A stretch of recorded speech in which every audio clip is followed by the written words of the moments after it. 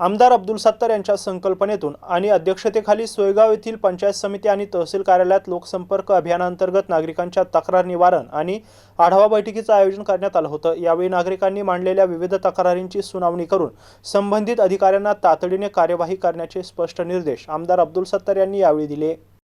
तहसील कार्यालयातील बैठकीत आमदार अब्दुल सत्तार यांनी फेरफार, वारस नोंद, नामांतरण, 7/12 दुरुस्ती, ई-पीक पाहणी, पीक विमा, नैसर्गिक आपत्ती पंचनामे, महसूल न्यायालयातील प्रलंबित प्रकरणे, शासकीय जमिनीवरील अतिक्रमण, गौण खनिजांची अवैध वाहतूक, उत्पन्न आणि रहिवासी दाखल्यांचे सर्व महसूल विषयक प्रकरणांचा कालबद्ध निपटारा करण्याचे आदेश दिले। आजच्या बैठकीत प्राप्त झालेल्या प्रत्येक अर्जावर वेळेत कार्यवाही करून अर्जदाराला त्याची माहिती देण्याचे निर्देशही त्यांनी दिले। तसेच पानंद रस्त्यांबाबतचे तिढे तातडीने सोडून कामे सुरू करण्याचे आदेश संबंधित अधिकाऱ्यांना देण्यात आले। पंचायत समिती कार्यालयातील बैठकीत घरकुल, विहीर, रोजगार हमी योजनेसह विविध योजनांमध्ये लाभार्थ्यांकडून पैशांची मागणी होत असल्याच्या तक्रारी गंभीर असल्याचं सांगत अशा प्रकारांना अजिबात पाठीशी घातले जाणार नाही असा इशाराही त्यांनी दिलाय। पात्र लाभार्थ्यांना कोणत्याही परिस्थितीत लाभापासून वंचित ठेवू नये, नागरिकांच्या अर्जांचा निश्चित कालमर्यादेत निपटारा करावा, ग्रामपंचायत स्तरावरील विकास कामांना गती द्यावी, तसेच पिण्याचे पाणी, रस्ते, स्वच्छता, घरकुल, शौचालय आणि रोजगार हमी यासारख्या मूलभूत सुविधांवर